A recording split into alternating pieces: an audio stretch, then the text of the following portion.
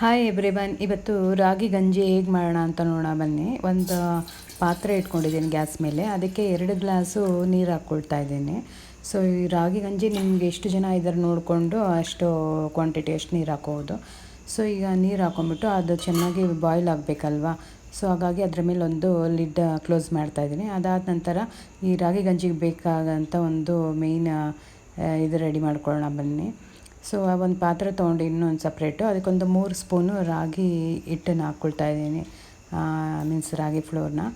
So ಅದಕ್ಕೆ ಸ್ವಲ್ಪ ನೀರು ಹಾಕ್ಕೊಂಡು ಚೆನ್ನಾಗಿ ಮಿಕ್ಸ್ ಮಾಡ್ಕೋಬೇಕು, ಬೀಟ್ ಮಾಡ್ಕೋಬೇಕು. ಒಂದೂ ಗಂಟಿಲ್ದಂಗೆ ನೀಟಾಗಿ ಕೈ ಬಿಡ್ದಂಗೆ ಅದನ್ನ ನೀಟಾಗಿ ತಿರುಗಿಸ್ಕೋಬೇಕಾಗತ್ತೆ.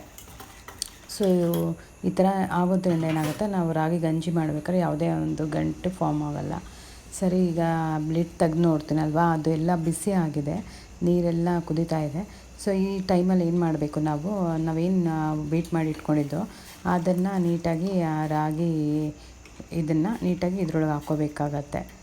ಆ ರಾಗಿ ಮಿಕ್ಸ್ ಮಾಡಿರ್ತೀವಲ್ಲ ನೀರೆಲ್ಲ, ಅದನ್ನು ಹಾಕ್ಕೊಂಡು ಒಂದು ಕೈಯಲ್ಲಿ ಸ್ಪೂನಲ್ಲಿ ನೀಟಾಗಿ ಅದನ್ನ ತಿರುಗಿಸ್ಕೋಬೇಕಾಗತ್ತೆ, ಇಲ್ಲಾಂದರೆ ಗಂಟು ಹಿಡಿಯುತ್ತೆ. ಸೊ ಹಾಗೆ ತಿರುಗಿಸ್ತಾ ಅದು ಏನಂದರೆ ಕಲರು ಚೇಂಜ್ ಆಗಬೇಕು.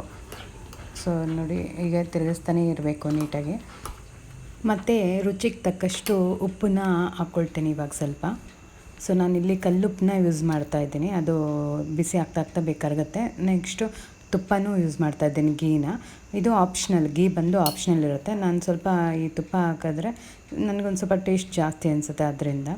ಸೊ ಇದು ಚಿಕ್ಕ ವಯಸ್ಸಲ್ಲಿ ಅಮ್ಮ ಜ್ವರ ಬಂದಾಗ ಈ ರೀತಿ ಮಾಡಿಕೊಡ್ತಾಯಿದ್ರು ನನಗೆ. ಸೊ ಜ್ವರ ಬೇಗನೆ ಹೋಗ್ತಾಯಿತ್ತು. ಸರಿ ನೋಡಿ, ಹಾಗೆ ತಿರುಗಿಸ್ತಾನೇ ಇರಬೇಕು. ಆವಾಗ ಈ ಥರ ಒಂದು ಸ್ವಲ್ಪ ಗಟ್ಟಿ ಥರ ಇದಾಗುತ್ತೆ. ಇಷ್ಟಿದ್ರೆ ಸಾಕಾಗುತ್ತೆ, ಈ ಒಂದು ಟೆಕ್ಸ್ಚರ್ ಇದ್ದರೆ.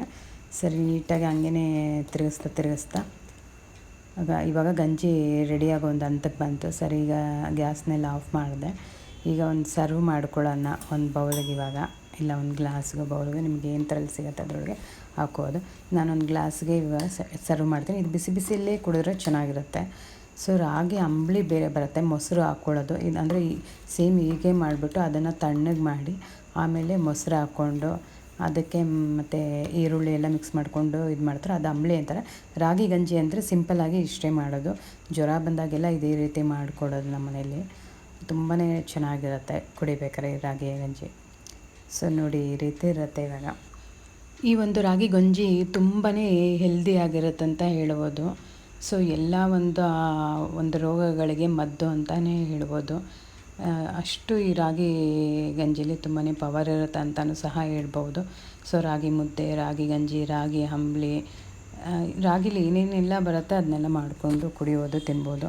ತುಂಬಾ ಆರೋಗ್ಯಕ್ಕೆ ಒಳ್ಳೆಯದಾಗಿರುತ್ತೆ. ಈವನ್ ಕೆಲವರು ಡಯಟ್ ಮಾಡೋರಿಗೂ ಸಹ ಈ ರಾಗಿ ಗಂಜಿ ಕುಡಿದ್ರೆ ಅವರು ಡಯಟ್ನ ಹಾಗೆ ಮೇಂಟೈನ್ ಬ್ಯಾಲೆನ್ಸ್ ಮಾಡ್ಬೋದು. ಸರಿ, ಈ ವಿಡಿಯೋ ನೋಡೋದಕ್ಕೆ ಥ್ಯಾಂಕ್ಸ್ ಎಲ್ಲರಿಗೂ.